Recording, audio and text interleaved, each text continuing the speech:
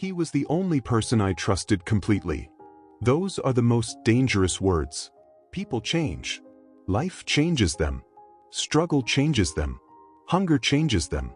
And sometimes, the friend who knew everything about you becomes the one who uses everything against you. Stay with me until the end. Once upon a time, in a small village called Crestwood, where the houses sat close together, like old friends leaning on each other, there lived two young men, named Thomas and William. They had grown up on the same lane, climbed the same trees, shared the same dreams, sitting on the same stone wall. Every summer evening, watching the sun go down. Thomas was the quieter one, patient and steady, the kind of man who built things slowly and built them to last. William was fire, bright, restless, always moving, the kind of person who made every room feel like something exciting was about to happen. They balanced each other perfectly. William gave Thomas courage. Thomas gave William direction. Everyone in Crestwood said, "Those two will always be brothers." When they were 23, William announced he was leaving. The city called him, with its lights, its opportunities, its promise of something bigger than Crestwood could offer. "Come with me," William said. Thomas looked at his small workshop, his tools, his wood, his trade, and shook his head. "My life is here, but yours is out there. Go, William. Go and become what you were made to be." They embraced at the edge of the village. William turned back once, grinning that wide, bright, restless grin, and then the road took him. Thomas worked. He built his carpentry business, from a small workshop, into something the whole valley respected. He saved carefully. He built a small house. He married a kind woman named Clara, who tended their garden every morning and laughed at Thomas's terrible jokes. Life was not glamorous, but it was honest, and it was his. William wrote letters occasionally, exciting letters full of big plans, half-finished stories, and promises of returning soon. Soon stretched into years. 7 years passed. Then one autumn morning, Thomas heard a familiar laugh, coming from the lane outside his window. He looked up, and there was William, older, sharper, dressed better than Thomas had ever seen him. Thomas threw open the door. They embraced like no time had passed. That evening they sat by the fire, Claire bringing tea, the old stories filling the room, like warm light, and Thomas felt something he had not felt in years. Complete. William stayed. Thomas opened everything to him. His home, his table, his workshop, his savings, his plans.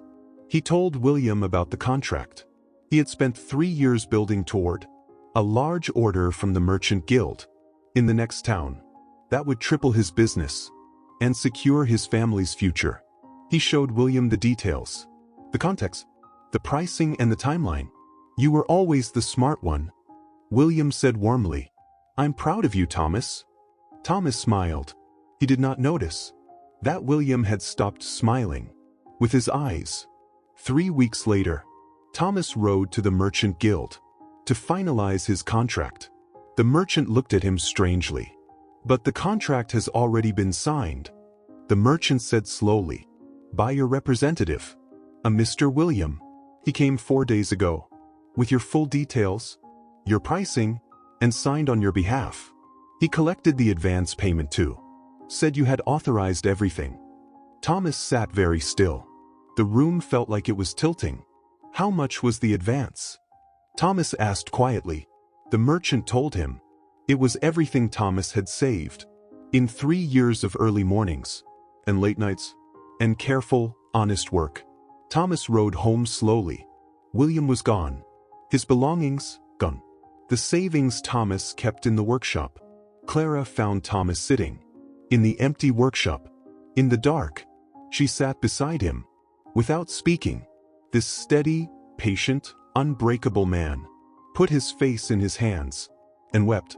Not just for the money, not just for the contract, but for the boy on the stone wall, for the summer evenings, for the brother he had believed in, long after he should have asked questions. The next morning, old Elder Hayes, found Thomas sitting beneath the oak tree, at the center of the village. He sat beside him quietly. After a long while he said, "What hurts most, son? The money or the man?" Thomas looked at the ground. "The man," he said. "I knew the boy he was. I never asked who he had become." Elder Hayes nodded slowly. "That is the lesson most people only learn once, the hard way. Time does not pause people, Thomas. It shapes them, and the shape it makes depends entirely on what they walked through while they were away from you." He placed a hand on Thomas's shoulder. "You did not fail by trusting. You failed by trusting without watching. Those are two very different things. One is love. The other is wisdom. You need both." Thomas sat with those words until the sun was high. Then he stood up, walked back to his workshop, picked up his tools, and started again. It took Thomas 2 more years to rebuild what William had taken. But something had changed in him. Not bitterness, not the closing of his heart, but a quiet, permanent wisdom, the kind that only comes from paying for it yourself. He still trusted people, but he watched first. He gave time to reveal character before he gave access to his life. And the contract he eventually signed with the Merchant Guild, built on his own name alone, than the one William had stolen. Some things Thomas learned cannot be taken, only delayed. Thomas's story teaches us 3 things we must carry from today. 1. Time away changes people more than we want to believe.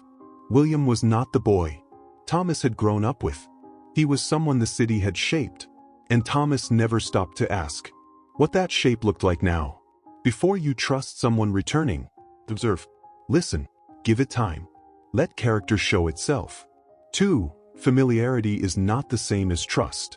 Thomas trusted William because of memories. But memories are not references.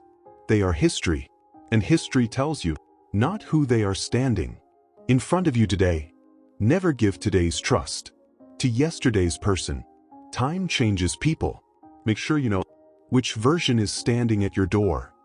3. Betrayal by a trusted friend is not the end of your story. Thomas lost 2 years of work, but he rebuilt. And what he built the second time was stronger because it was built with open eyes. Your setback is not your sentence. Start again. Build wiser. Think about your own life right now. Is there someone back in your life after a long absence, and you have given them access to your plans, your money, your opportunities, based only on who they were before they left? You are allowed to love people from your past, but love wisely. Watch before you open. Observe before you trust. Because the most dangerous person is not the stranger at your gate.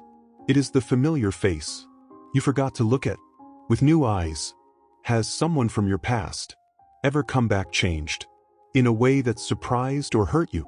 Tell me in the comments. Your experience might protect someone else today. If Thomas's story moved you, please like and share this video, and subscribe to Story by Areebs for stories that don't just inspire you, they protect you. Until next time, trust wisely, watch closely, and keep moving forward in life.